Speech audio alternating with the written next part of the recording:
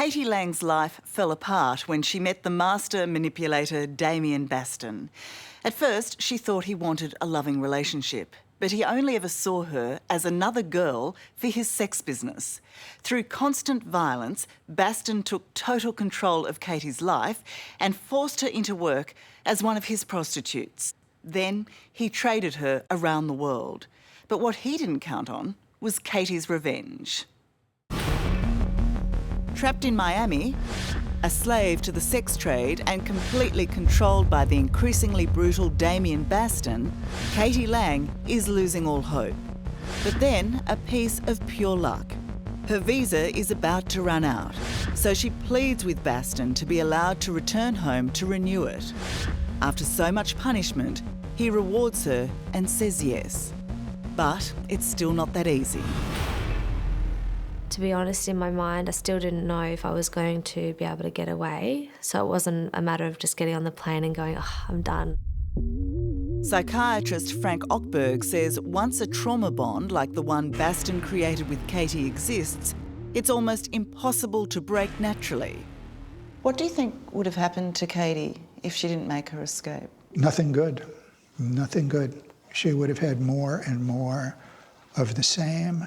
And at some point, it could have been a tragic outcome. By tragic, she could have been killed. She makes it back home to Sydney. She tells her family about working as a prostitute, but doesn't tell them the monster Baston forced her into it. At the beginning, out of absolute fear, I told them that was something I wanted to do. So you told your family that you wanted to be a prostitute? Yeah. I felt like doing that would have stopped anyone going after him. Did they believe you? I don't think so. I wouldn't like to say they're that silly. Not only do they know she's lying to them, they also intuitively recognise the control Baston has over Katie. In fact, it's so strong, she tries to renew her visa to return to him in the States. But Katie's family will do all they can to stop her from leaving the country. So they ring the American embassy for help. Katie is now banned from flying. Immediately, the US authorities and the Australian Federal Police launch a joint human trafficking investigation. Baston's life is about to unravel. It's like a jigsaw puzzle. And what we were doing was actually filling a piece of the puzzle that they didn't necessarily have. Commander Glenn McEwen is the Australian Federal Police's manager of victim-based crime. Katie's fear was reprisal. And it wasn't about her own personal safety, it was about the family. So, at first, Katie wouldn't cooperate with police. And then eventually, after a couple of hours, I just broke down. I couldn't take it anymore. And I said, yeah, this is what's happening. And I'm crying because it was such a weight off my shoulders. And what do you think of that decision now, to open up and tell them what was going on? I'm really proud of myself. And I knew that I was going to make sure that he didn't do this to anyone else. Yeah, man, you ain't seen nothing. You still. When she started talking, she couldn't stop. Police couldn't believe the extent of the sex trafficking. You know, Katie was able to show that this criminality just wasn't around the borders of the United States. You know, it was about Dubai and in Australia. And that heightens the level of criminality, therefore heightens the level of punishment. Unaware of the case being built against him, Baston now lives here in the Bronx in New York City with his mother and his new pregnant girlfriend. Life goes on as he's crafted. When he's not pimping and standing over his working girls, he's at the gym working out. The US Department of Homeland Security has tracked him to this building, and on the 17th of December 2013, they get their chance to get their man. As he leaves the building, once again, to go to the gym, they pounce. Within seconds, Baston is thrown to the ground, handcuffed and arrested. As Katie is alerted less than an hour later back in Australia, the tables have turned. Baston is now the prisoner. They made it clear that I was going to have to testify as a key witness for it to be a solid case. Katie is about to get her revenge. She arrives back in Miami in June 2014 to testify at Baston's history-making trial, the first case of its type ever heard under new international trafficking laws. I still felt a bit of a betrayal, but I didn't care.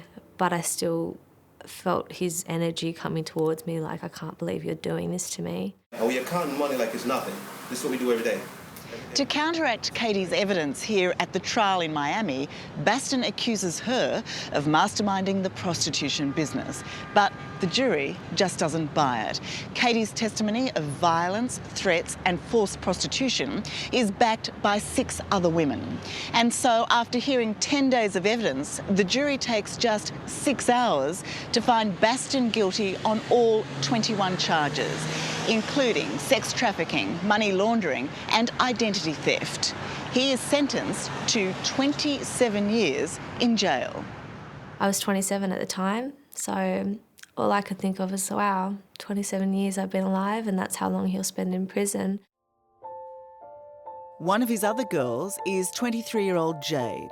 After Katie left Miami, she moved in with Baston, but in his hands quickly went from girlfriend to stripper, prostitute and punching bag. He punched me in my collarbone and broke it, and he broke my wrist, and he wouldn't take me to the hospital. Jade also testified against Baston and in so doing formed an unbreakable bond with Katie. Come here, girlfriend. These brave women haven't seen each other for 18 months. Oh gosh, I'm just a big ball of tears. You're gorgeous. Look at your hair. Give me a hug. Oh man, it's good to see you too, baby. It's still hard for people in my life to understand what I went through. So to speak to someone like Jade and, you know, she can really connect with you, because it's quite hard to believe that a person like Baston was exactly how we say he was. And there's one more stop to make the revenge even sweeter. It's kind of surreal, but This Miami prison is now Damion Baston's home. Do you think about it often, what his life might be like? you know, I have to admit it is very satisfying because of the control that he had over us and the confinement he made us experience, the girls and I. To know that he's experiencing that confinement for the next 27 years is just very satisfying. You get to walk away, he doesn't. Exactly. It's been nearly 4 years since Katie left Baston and resumed the life she nearly lost. But ever since, it's been an internal struggle to regain her self-esteem and find the Katie she almost forgot existed. Everyone almost didn't believe me because they said this couldn't have happened to you. You could have got yourself out of this. And that was almost a shameful, embarrassing moment for me because it was like, yeah, I did get caught out. It must give you some comfort that no other woman will be exposed to this monster in the way you were. To know that I've stopped that happening to more girls, I mean, I almost think of it every day. I'm just so happy I did it. Yeah.